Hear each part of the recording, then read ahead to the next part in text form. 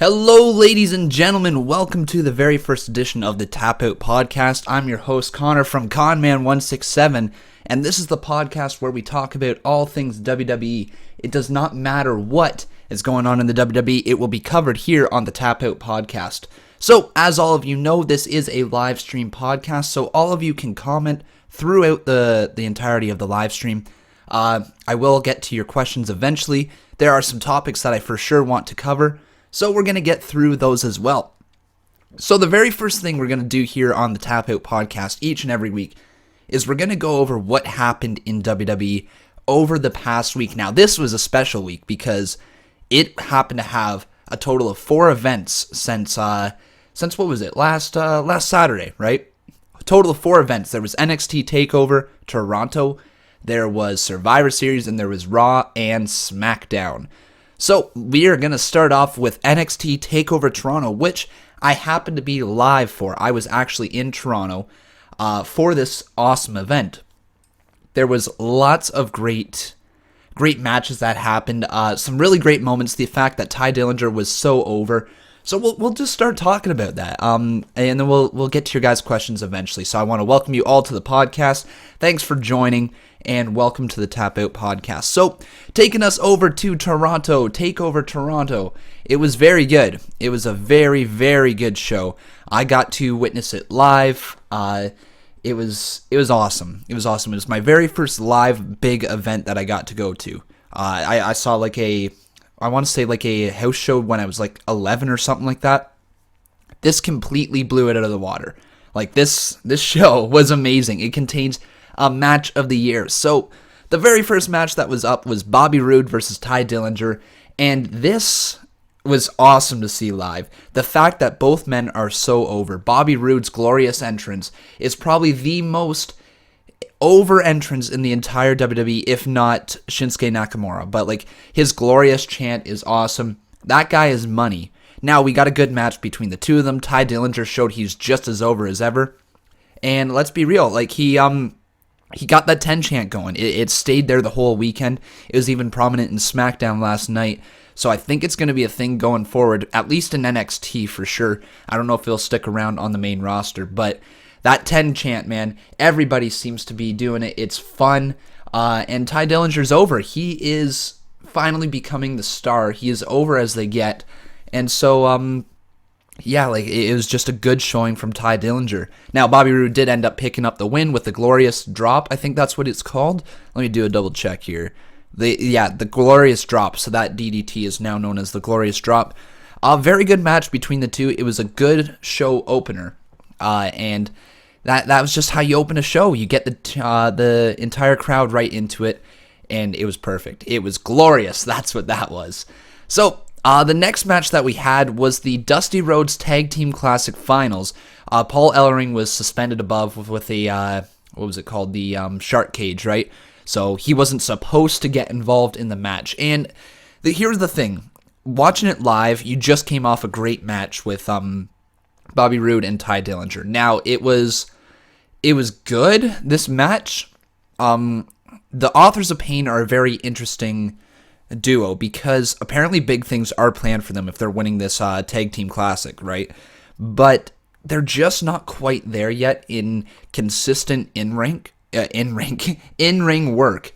They had a great match against DIY in the semifinals, I think it was, but they didn't have that same kind of electricity in this match versus TM61. I think it's because TM61 just isn't as good of performers as DIY, but they're still decent performers, and the fact that Authors of Pain have trouble putting on really convincing good matches, unless their opponents are some of the elites, is something to be a concern of. Now, you got to remember, NXT is developmental, so Authors of Pain still have a long time to go before they're going to be ready for the main roster, if they even ever make it that far. I think they're going to get a push for the next little bit. I think there's a natural-made feud between DIY and Authors of Pain, because Authors of Pain can say, hey, we eliminated you from the Dusty Rhodes Tag Team Classic.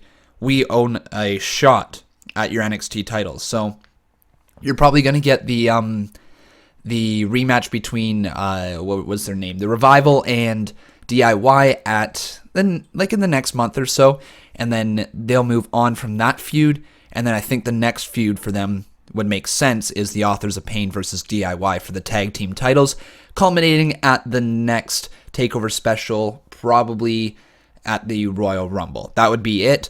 And then you can decide how good do they want to make the Authors of Pain. Are they going to be pushed as this dominating force? Who knows? But Authors of Pain have potential. They just need to figure out how to wrestle better matches every so often, right? So anyways, this match was very good for what it was. It started out with a really high spot with Shane Thorne doing his, his Swanton Bomb off like the scaffolding, right? That was pretty good. They botched the ending. They lost that little chain thing, so that was kind of iffy. But I mean, it was there. Like the seeds for a decent match were there. It's just I think they missed a couple steps. They started out way too high of a spot with that Swanton Bomb, and I just don't think it could have lived up to that big spot, because that was one of the biggest spots of the night, if not the biggest spot of the night, where he just jumped off that scaffolding like being Jeff Hardy. It was cool. It was amazing to watch. Just he didn't quite. The rest of the match didn't quite live up to it. So yeah, it was interesting. Anyways, Authors of Pain walk away the Tag Team Classic champions, and they own the Dusty Cup for the next year, which is pretty cool. So we will see how the WWE and NXT push them for the next foreseeable future. Okay, so we move on to the match of the night, which was Revival versus DIY in a 2 out of 3 falls match, with DIY winning 2 falls to 1. This was amazing. This match proves that you can simply get a wrestling crowd invested into the wrestling match without needing flips, without needing high spots, without needing tables, without needing chairs, without needing outside interference. It's just good wrestling, and the fans in Toronto, including myself, ate it all up. We loved every second of it. It was perfect. That match was the match of the night, and it's going to contend for match of the year. It's up there with John Cena versus AJ Styles. It's up there with Shinsky versus Sami. And it's up there with, I want to say, probably that Raw Survivor Series men's 5-on-5 match for the best match of the year. It's up there. It was an absolutely amazing match with DIY finally getting their big moment. I wasn't sure if they were actually going to give them it, because there was rumors that they were going to be a big part of the Raw Tag Team, or not Raw Tag Team, the Raw Cruiserweight division, right? That was their big thing. They were probably going to, it was like, okay, we're going to give you guys the tag titles. And everybody loved it. Everybody erupted for when they locked in both their submissions. And I just love Scott Dawson and Dash Wilder. They're trying to stop each other from tapping out. They're like, no, hold on, man, hold on. Don't tap out, man. This is our titles. We can't lose. And then at the exact same time, they just go tap out at the same time. It was amazing. The whole crowd erupted. It was perfect. Honestly, like this match, I couldn't have asked for anything better. Their near falls, like I bought into it. Near fall after near fall when DIY hit the shatter machine. When they hit that shatter machine, I thought that was it. And then it was like, nope. I got saved by Scott Dawson, I believe, came to break up the pin. It was amazing out of nowhere. So, what a match. Match of the night. That's like a 5-star match, or it should be. It's got to be up there. It's at least 4.5-star match with the chance of being match of the year. It was amazing. For sure going to be, well, I can't say for sure, but I think it's going to be either 1 or 2 for the match of the year in NXT, right, when they do their NXT awards. So, yeah, very good match. Very, very, very good match. Okay, so then we went down to the Asuka versus Mickie James match, which was okay, I guess. There was nothing clearly wrong about it. Mickie James can show that she can still go in the ring. I love that Asuka is being promoted as like a tweener. Like, she's not a heel, but she's not a face. She's like the Brock Lesnar of the NXT women's division. However, I think something was missing from this match. It just missed that little lead up to the finish that would have made this match much better. And what I mean by that is that Mickie James was like not dominating, but she got a good amount of offense in for a while towards the end. And then all of a sudden, Asuka just locks in the Asuka lock and after a pinfall attempt, right? But then next thing you know, Mickie James taps immediately out. Now, I don't know if this was meant to happen to make Asuka's Asuka lock look that much stronger. However, it just felt like it was missing something, right? It just didn't hit that extra stride to make it go from a good match to a great match. And it also, for me, when I was in the crowd live there, I wasn't sure if the match was not seeming as good because of what we just witnessed, the match of the night, or if it was because the guy who was right behind me is drunk out of his mind and he was chanting every single thing that didn't matter. And he was starting to annoy our whole section. You could feel like all the air getting sucked out of our section because all of us wanted to turn around and punch him right in the face, right? So that could be a reason why I didn't think the match was as good, because I wasn't as into it. I was more concentrated on the guy behind me and me wanting to sock him right in the jaw. But it was decent for what it was. I mean, don't get me wrong. I still popped hard when Asuka locked in the Asuka lock, right? It just, the finish seemed to come a little too quick. I think another 5 minutes for this match would have made it perfect. Would have been a great match for what it was. But it was good. It was fine. There was no bad matches on the card. I would say it was probably the second worst, though. Yeah, probably the second worst match on the card, which isn't saying much because let's be real. It's the card was really, really, really good. And there's only 5 matches, so you gotta think it's the 4th best match on the card, right? Nothing wrong with that. It was really good. It just wasn't quite amazing, right? As the other matches were. And then we get the NXT title, Shinsuke Nakamura versus Samoa Joe. And boy, oh boy, wasn't this something? Being a part of that live crowd when Shinsuke came out, it's like when Brock Lesnar walks out into the arena. The whole atmosphere of the arena changes. Everybody's on their feet to see this icon, this amazing character walking down the ring who with so much charisma, and he has so much charisma that the fact that the whole arena is chanting his song along. Now, what kind of was weird is that the violinists weren't actually plugged in and they were just pretending to play his song. I think it would have been cool if they had the live violinists like they did the previous TakeOver special, but if they did have the live violinists, let's be real, the crowd would have drowned him out, right? So I can completely understand why they didn't go with that. It just seemed kind of weird. They should have had actual live violins going. Anyways, but that's just a minor gripe. The entrance is over as can be. Joe is over as can be. Like, everybody was chanting, Joe, Joe, Joe, Joe, when he's walking out to the ring as well. So it didn't matter who was going to win and who was going to lose. It's just I don't think people saw the ending coming that we saw. We got a major shock there. And it's not quite as big of a shock, or nowhere near as big of a shock as the Brock Lesnar losing in like a minute 24. But it was a shock. When he hit that muscle buster, he only hit one, right? He only hit one. Now, mind you, he did a low blow before, slammed him on the steel stairs, and then put him up on top of the rope, and then hit the muscle buster. It was good. But I think everybody in the arena was expecting him to kick out because it was just the first finisher. And with the matches that we had seen from up to this point, the finishers, there was no false finishes in that match. And that was the thing. Like, the only false finish I think there was when Shinsuke hit the Kinshasa. But, like, he still, it wasn't the right Kinshasa, right? It just was a knee to the face as he was down, not the back of the head like he normally hits. So it wasn't quite like he ever got his finisher in. And it seemed to be the ending a little bit rushed as well. So I'm not too sure what happened there. But mind you, it was a great match. Don't get me wrong. The ending was shocking.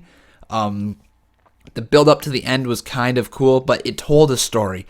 These guys wanted to tear each other limb from limb, and they did. It was crazy. Joe was bleeding a little bit again. I like the fact that they didn't stop this match like the last time, like when they were just trying to heal him back up. If a wrestler's bleeding, let him bleed. It tells a story. These guys have all come through the indies or whatever, and they've put their bodies on the line where they do stupid stuff, right? Like, just stupid stuff that they've bleed so much. They've had worse injuries, and they can wrestle through anything. The guys that come through the indies. So, WWE, if that just happens, just, unless it's a major blood clot, like, like people squirting out blood, like Randy Orton, don't stop the match. Just let them continue to wrestle, right? So, anyways, what a great end to the show, though. Samoa Joe walking away the champion. It's just going to be cool to see what they do next. What's next for Shinsuke? What's next for Joe? Is like Bobby Roode next for Joe? Is somebody from Sanity next for Joe? I don't know. There's lots of possibilities here, and it's just going to be good. I think we're going to get one more match. We're going to get the trilogy between Shinsuke and Joe, and whoever walks out the champion from that match, I think the other guy's going to the main roster. I think that's the way that it's going to go. Just because like those guys are both so ready for the main roster, right? You have to be like they're both ready. So whoever makes it out of the next takeover event as champion, or if they happen to do it on just free TV, the guy who loses is going to the main roster. I think there's no doubts about it. There's nothing left for the guy to do who wins the match, really, and there's nothing left for the guy who loses the match. So it's going to be interesting to see what happens. But that was NXT TakeOver. What a event. I had a lot to say on it because I was there live. And now we're going to try to rush through this the Survivor Series recap as well just a little bit, because I don't really want to focus too much on this because it was all good. The only thing that was amazing was that 5-on-5 Raw's men's match, right? That was the only thing that was really amazing. So we're just gonna quickly focus on this, and I'm gonna talk about it as well because I was there live for this as well, and nothing really got to me quite like NXT TakeOver did. It was fun. Don't get me wrong. This was a lot of fun to watch, but it wasn't as good as TakeOver, and that's kind of the tradition as it is with these big four pay-per-views. It seems like they build up to be something really, really good, and then TakeOver steals the show. It's almost as if TakeOver shouldn't be on the same weekend, but I see what they're doing, and I completely understand why, because everybody who's a hardcore fan is going to be at the TakeOver event the night before the wrestling event, right?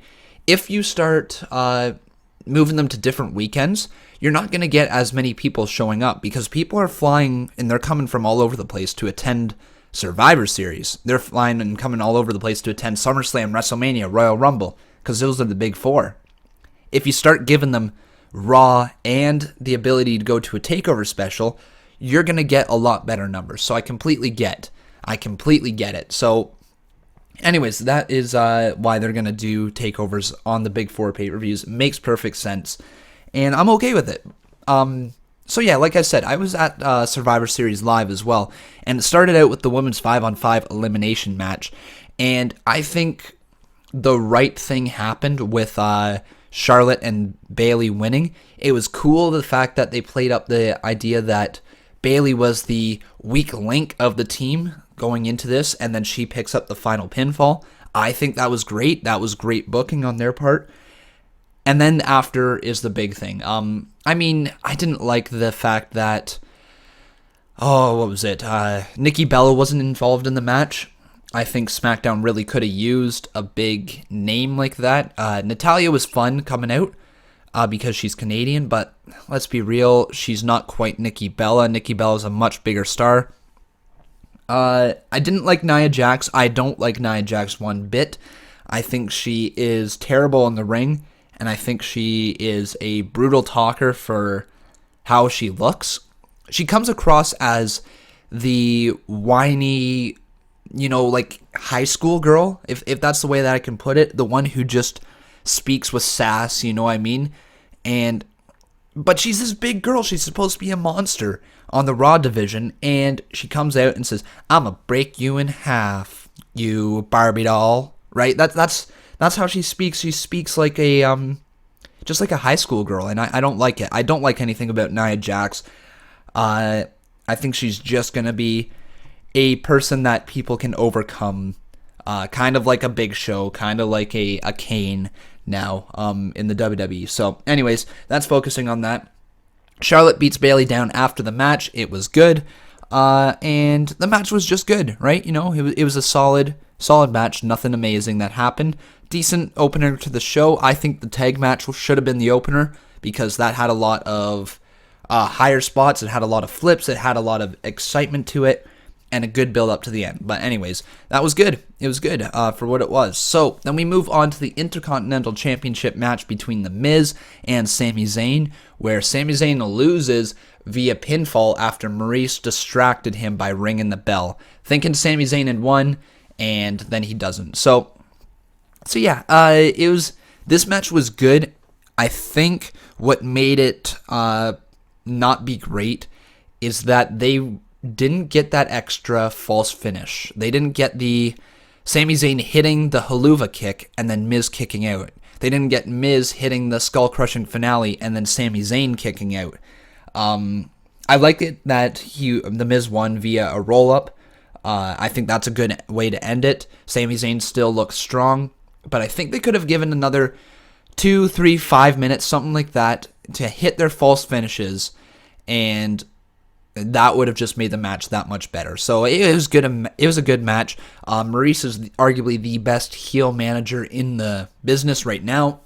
She keeps winning helps Miz win all the time via shady tactics, right? So it's good. It was good for what it was, and I liked it. I did enjoy it. So yeah, that was the IC title match.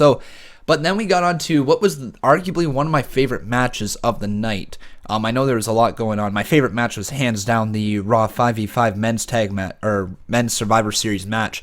But this tag team 10-on-10 elimination match was so much fun to watch. Like, that was a lot of fun to watch. It didn't feel like it dragged out whatsoever. It was just really, really good. We had Usos versus Cesaro and Sheamus. I just about called them Shazaro. Shazaro? Is that what I tried to say? I think I just about called them Shazaro. And that's a kind of a cool name. Can we get Shazaro going? Like, can that be their new name? Shazaro. There we go. But no, I loved almost all of this. I didn't enjoy New Day getting eliminated so dang early. I enjoyed that Breezango did, because that fit right into their characters. They're just being goofy. They're handing out tickets, and then they get eliminated. I think that was fun. But I didn't like how New Day got eliminated so early. It was just ridiculously early for the tag champs to get eliminated, and especially a team that is going on 500 days as your WWE Tag Team Champions. So it was good. I liked everything else about that. I mostly liked. I liked the fact that Luke Gallows and Carl Anderson were kind of showcased. I loved how over Heath Slater was. American Alpha, I think, should have been the remaining tag team in there with Smackdown, and then just lose, But, I mean, I can understand why they eliminated them in the middle of the pack, because then they kind of hide their where they got eliminated. But, yeah, anyways, it was a good match. I like the fact that Cesaro and Sheamus went over. Big things are obviously planned for them. I think they're honestly the successor to the New Day for these tag team championships. Maybe at the Roadblock pay-per-view from Raw, they will finally get it, because they got screwed over on Raw again with Xavier Woods interfering in the match once again. So anyways, I think they're good. They're going to make it. They're just that close right now. And yeah, so it was good. It was a good match. It was one of my favorites on the card. I liked it. But then we got to the Cruiserweight match. The Cruiserweight Championship. The Brian Kendrick versus Callisto. Oh boy, what to start with this match. It just wasn't good. They didn't click in the ring. It just felt rubbish. That's the best word to put it. I mean, I love Brian Kendrick. Callisto I hate. I'm not a Callisto fan. Never have been. I think he's kind of terrible, to be quite honest. But this match never clicked. They had a couple nice spots, but for a Cruiserweight match, it should be high octane. It should be fast. It should be heart-pumping excitement. And you just didn't get that. You really didn't get that. And then Baron Corbin, of course, pushing Kendrick out of the way to attack Callisto. And then via technicality, Callisto loses because he attacked Brian Kendrick first. Even though he was focusing his attack on Callisto, that is just a technicality. It was a cop-out to keep the Cruiserweight division on Raw. And, yeah, I just didn't like it. I think what they should have just done is attack Callisto right away, and then the SmackDown champion, or like, SmackDown would have got the Cruiserweight division. That's the way that it should have went. And it didn't. I think SmackDown really should have got the Cruiserweight division. They would be given the right publicity, especially with 205 Live coming on Tuesdays. It'd be perfect, right? But that's not the case, and anyways, we get this rubbish match. So, yeah, moving on. Moving on to the match of the night now, we got the men's 5-on-5 elimination match, SmackDown versus Raw, with SmackDown coming away with the victory as the Wyatt family stood tall. Now, what a match.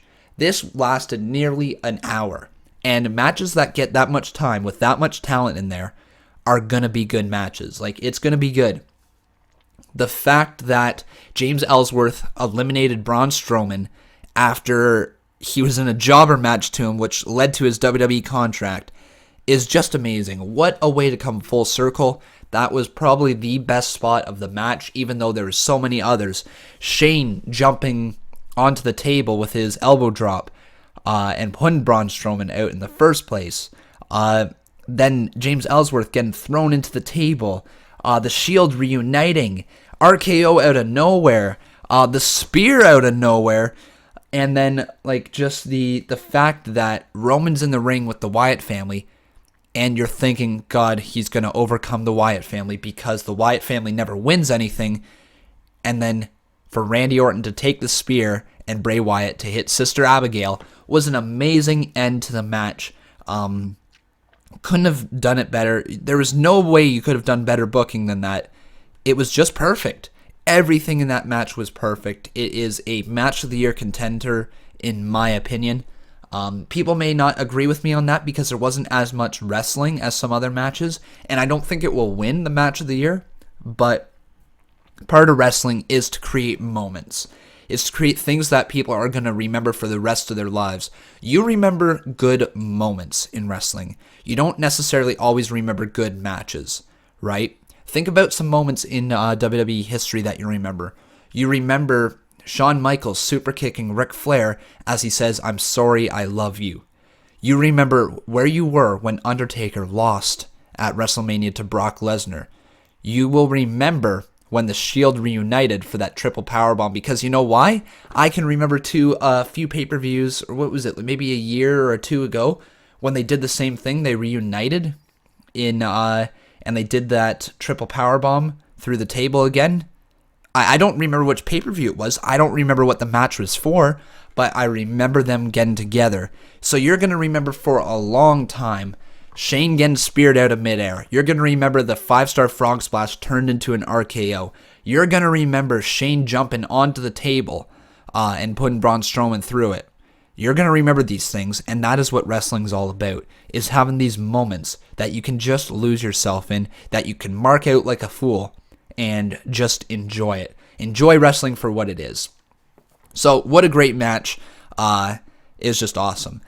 So, now we get on to arguably the most controversial, if not the most controversial thing that has happened since Undertaker's streak was broken, is Goldberg defeating Brock Lesnar in about a minute 24 seconds. Holy crap. Goldberg pinned Brock Lesnar after 2 spears and a jackhammer when Brock got like no offense in. The only thing that he got was he pushed him into the corner and then looked at him and then got pushed down. That was the only offense Brock got in all match, and I loved it. Like I said, I was there live, and the reaction was unreal. The pop was unreal. I jumped out of my seat. I said, "Oh my God, what did we just see? What just happened?" That type of reaction doesn't happen very often for people. And everything points to that it was the right decision right now. We're not for sure. It's not for sure, but it very well could end up being one of the best decisions. But we're going to talk about those things in a little bit. So now that the pay-per-view and TakeOver are really reviewed, we're just going to go through the big things that happened on Raw and SmackDown over the past 2 nights. Goldberg addressed the crowd, and he said that he was going to be in the Royal Rumble, which is pretty cool. New Day retains their tag team championships versus Cesaro and Sheamus because, what was it? What's his name? No, not Kofi. Why am I forgetting his name? The other dude, the trombone dude. Why can't I remember his name? Xavier Woods. There we go. Xavier Woods jumped up on the ring apron, and he started playing the trombone. And yeah. Yep. So anyways, that was that. They retained their titles. Cedric Alexander versus Arya Daivari. Cedric wins. Yeah. Chris Jericho hosts the highlight reel. This was the best segment on Raw. With Chris Jericho hosting the highlight reel. I seriously thought that Chris Jericho and Kevin Owens were breaking up as best friends. It was very well told. Great acting on their parts. And then at the very end, they're just like, you know who we have to blame? You know who we have to blame?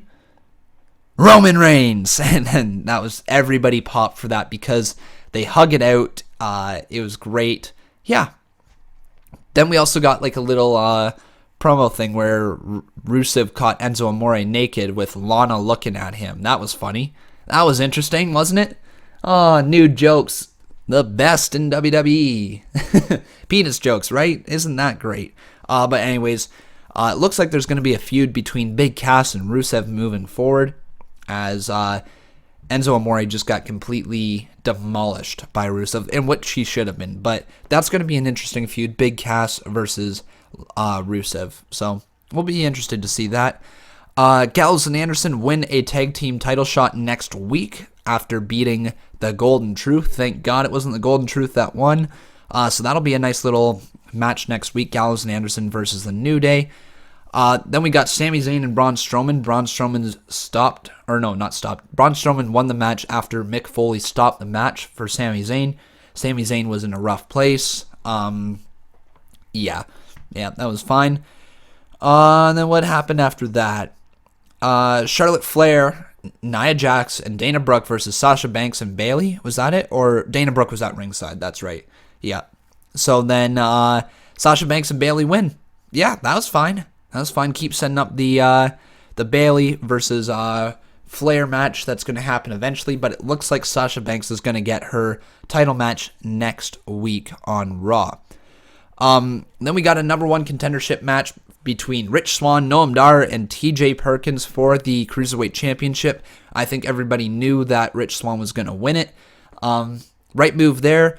I feel bad for TJ Perkins because he was just the champion not too long ago, and now he is going to be all but forgotten about. Noam Dar, he's going to be good as well, but the Cruiserweight division just is not that good. And I'm going to talk a little bit more about the Cruiserweight division very soon, because I've got some gripes with it that I want to get off my chest. But anyways, Rich Swann becomes your number one contender for the Cruiserweight Championship, which was good. And now then you get the Universal Championship, Kevin Owens versus Seth Rollins in a no DQ match. Now, here's what I thought was going to happen for sure. With Chris Jericho banned from ringside, I thought 100% that Triple H was coming down and he was interfering in the match against Seth Rollins. I thought for sure that's what was going to happen. We didn't get that. Instead, we got a interference from Chris Jericho, who was dressed in a Sin Cara mask, right? That's what he was. And then he was in a Shinsuke Nakamura hoodie, right? I think that's what it was. So it was fine. The match was actually really good. That was a pay-per-view level match.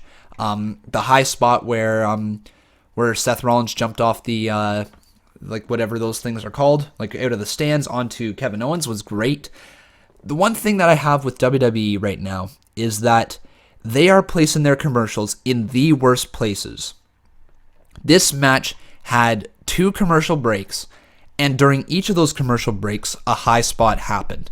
Seth Rollins got put through a table, I'm pretty sure, during one of the commercial breaks. A lot of build up to the match happened during the commercial breaks, and it's just like, why?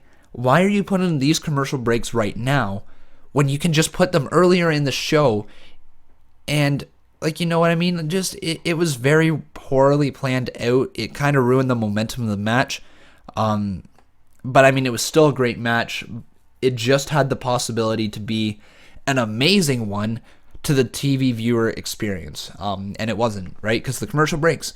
But, yeah, so your winner is still Kevin Owens after a powerbomb to the ring apron.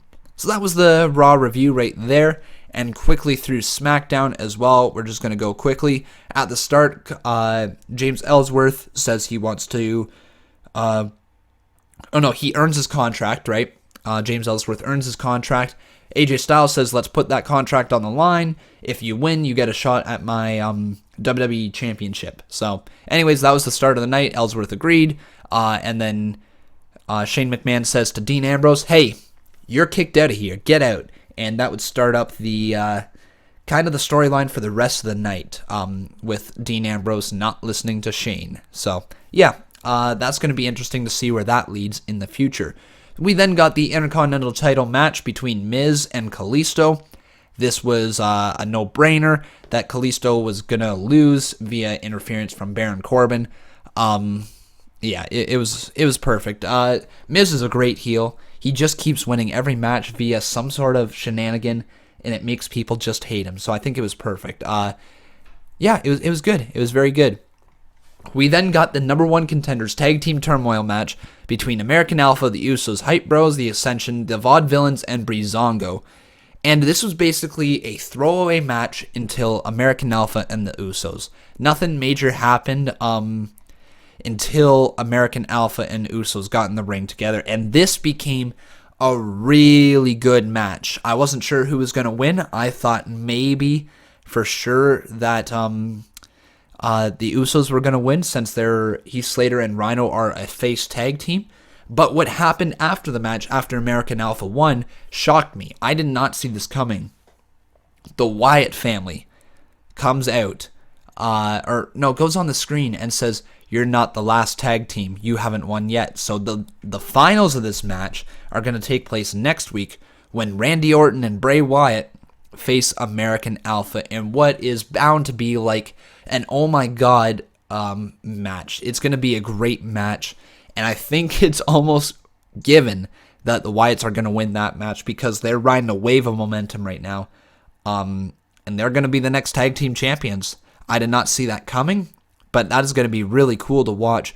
Bray Wyatt and Randy Orton being tag team champions together. Bray Wyatt getting his very first tag team championship. That is going to be awesome. Most likely that's the way they're going to go. You never know, right? You never know. But anyways, the next match that we had was Becky Lynch versus Natalya. It was good. It was good. I thought for sure that Alexa Bliss was going to interfere, distract Becky Lynch, and Natalya was going to pick up a win. But instead, Natalya just puts over Becky Lynch, and yeah, it's looking good going into TLC. We're going to have Becky Lynch versus Alexa Bliss, which will be very, very good. Kane versus Baron Corbin.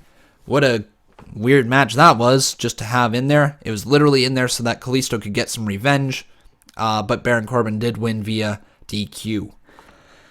And now, the main event. Now, isn't this funny to say James Ellsworth is a main eventer on SmackDown? But he is. He's getting the reaction that everybody wants him to get. And he wins. Again, he's 3-0 over AJ Styles. AJ Styles is arguably the best in the business, and for whatever reason, he just can't beat Ellsworth. How amazing would it be if for some reason AJ Styles is in the Royal Rumble, he's eliminating people left, right, and center, and then Ellsworth eliminates Styles? What if, just imagine, what if Ellsworth was the one thing AJ Styles couldn't beat? No matter how hard he tried, he just couldn't beat him. It's possible. It's going that way. Ellsworth is 3-0 over AJ Styles. Nobody in the WWE is 3-0 over AJ Styles but James Ellsworth. That is amazing. So yeah, there is our recap of the week. That was pretty good. Pretty good week of wrestling right now. There's still NXT tonight.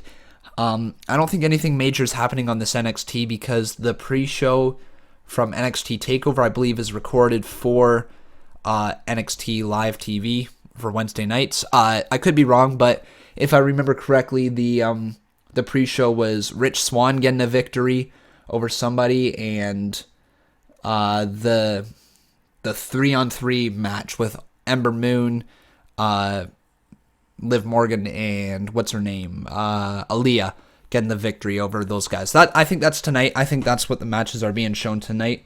Yeah, it was fine. So now, what I just want to kind of do is, I'm going to do this each week. I'm going to have the review of what happened throughout the week. Now, this is a much longer review because there was a lot of events taking place over the week, especially with me being live for NXT TakeOver and Survivor Series. But now, I've just got a couple things that I'm going to talk about before I open it up to any comments that you guys got, any questions. So if you want to start asking some questions, I will be sure to scroll up and read your questions during the question time, if you guys want to ask them. But basically, what I'm very pissed off about is the Cruiserweight division. And if you guys have been a part of the streams in the past, you will know that I've got some gripes with the Cruiserweight division. It's just, there are so much talented people in this Cruiserweight division that I just don't understand why WWE is showing them in such a disrespectful light. Why is it Baron Corbin is costing them a title match who's not in the Cruiserweight division via DQ? Right? What is that? Why is the whole Cruiserweight division up for grabs just like that? Why would they say, no, you can get maybe the Cruiserweight champion, right? And you can get some people, but we're keeping some Cruiserweights ourselves. Why is it just being tossed around like a hot potato? It's not like saying with the IC title, if we win the IC title, we get your whole mid-card, right? That's not how that works. Why is the Cruiserweight division being tossed around like that? And to me, I just don't understand why it's being presented in this complete different form. It just doesn't make sense to me because you think about it, the IC, the mid-card, right? So the men's mid-card, you don't change the ropes for them. You don't change the color in the building for them. The women's division, you don't change the color of the ropes. You don't change the color of the building. You don't change the ring apron. The tag team matches, you don't change the ring apron. You don't change the ropes. You don't change any of that stuff. And the men's matches, you don't change the ropes. You don't change any of that stuff. So why is it that the Cruiserweights, who are just another division on WWE, are having different ropes, are having different colors in the ring, are being presented in a completely different way, as opposed to being treated like, hey, you're a part of the Raw roster. You're part of the show. You're not your own different show. You're not this thing that people say, hey, we don't have to care about because it really doesn't matter because it's just a different thing, right? It just doesn't make sense to me why they keep pushing it this way.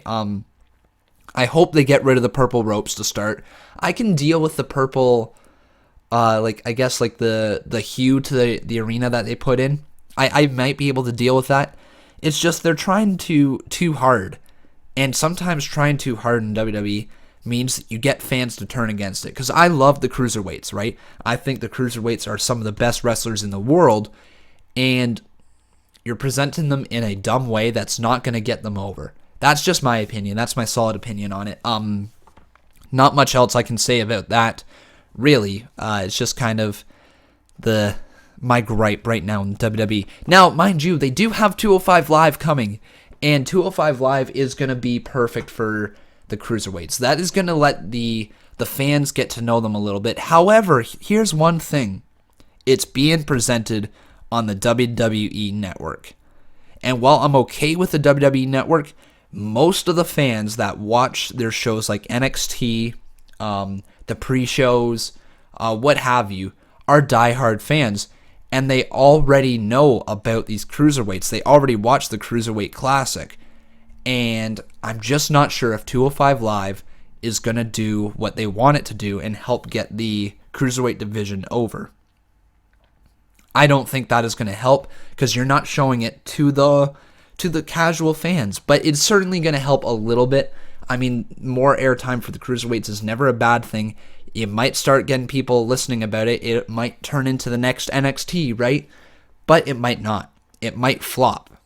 And I'm thinking it might flop a little bit harder than it's going to do well. So anyways, that's my thoughts on 205 and the Cruiserweight division.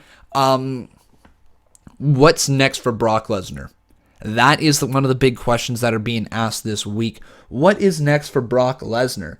Because Brock Lesnar just suffered his most devastating defeat ever. He wasn't even close to being in this match. The build-up for this, Brock Lesnar being cocky, he is thinking he's the best, he's untouchable, and then to lose in less time than it takes for him to walk to the ring is shocking. It's bound to set him into a very weird place, a very Predator-like Brock Lesnar, an angry Brock Lesnar. Last little bit, he's been a very cocky, laughing, you can't touch me, I'm better than you type of performer. Now I think what we're going to get is we are going to get a rampage from him whenever he does decide to come back. And I think the way that he comes back is, there's almost no question about it, is that during the Royal Rumble match, there's two things that could happen. There are two things that could happen. The first thing that can happen is Goldberg could enter at number 1. Okay, Goldberg enters at number 1, and he walks down to the ring, he does his great entrance, and then who comes in at number 2 but Brock Lesnar? That arena, that atmosphere just changes. And here's what I think could happen from it.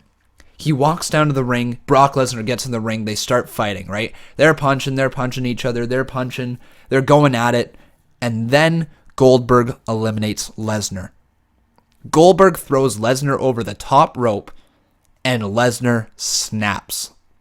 He gets right back in the ring, and he starts pummeling Goldberg. Pummeling him to like a bloody mess. Maybe they blade there, I don't know. But just destroy him and throw him out of the ring before any other men get into the ring.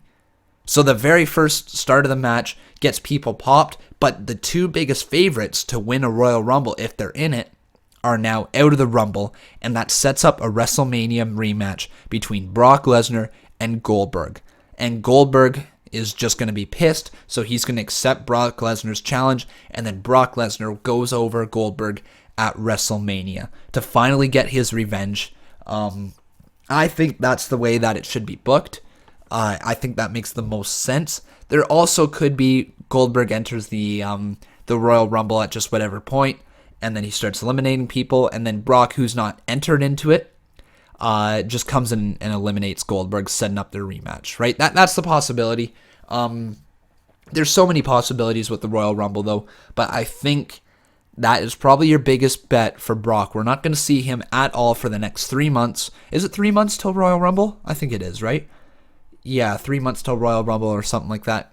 You're not going to see him until the Rumble, and then he will eliminate Goldberg, setting up their match. Okay, so to finish off the podcast here, we don't really seem to have a whole bunch of questions coming in. This is the first edition of the podcast, which is perfectly fine if you guys don't have questions rolling in. I was kind of expecting that. Not going to have our question section right now, but I'm just going to finish off with talking a bit about the Wyatt family and how I think they are actually set for big things. Because right now, the Wyatt family has this aura about them. Randy Orton has joined the Wyatt family. And that just seems right there. That seems like, oh my God, that's a big name in the Wyatt family. Bray Wyatt's able to manipulate Randy Orton to joining him, right? It is one of the most interesting storylines going on right now in all of WWE. And big things are set for them. Big things are set for the Wyatt family. Like I said, I think they're going to be the next tag team champions. They're going to be kind of like Daniel Bryan and Kane. Just not in that dysfunctional of a way, but like they are going to be that big team name, right? And it's just going to get them over like crazy. And I think this is the catalyst for Bray Wyatt to finally shoot up the ranks. I really think Bray Wyatt is on his way to big things, And I would not be surprised as after this whole storyline expires between Randy Orton and Bray Wyatt, maybe a WrestleMania culmination between the two, and Bray Wyatt goes over at WrestleMania, that I would not be surprised if he is a world champion in the next year. I think Bray Wyatt is that close, and this is the storyline needed for Bray Wyatt to just get over the hump. It's possible. Triple H of the Game says, I have answer. I'm not too sure. I think you're asking, will Dolph Ziggler win at TLC? I don't know. I hope so. I like Dolph Ziggler. I think Dolph Ziggler is pretty damn good. He might win at TLC, but also The Miz is doing a lot for the IC title, so I don't know. That's your question. I hope I answered it for you. But guys, that is going to be the end of the podcast for this week, the TapOut Podcast, the very first edition of the TapOut Podcast. If you guys missed any of this, if you wanted to listen to it, be sure to load it up right after this is done. It will be live on my YouTube channel. If you guys have not done so yet, please subscribe to the channel, please like this video, and please follow me on Twitter at Conman167. I want to thank you guys so much for tuning into the TapOut Podcast. We'll be back next week around the same time. Thank you very much for being a part of the very first edition, and I'll see you guys next time.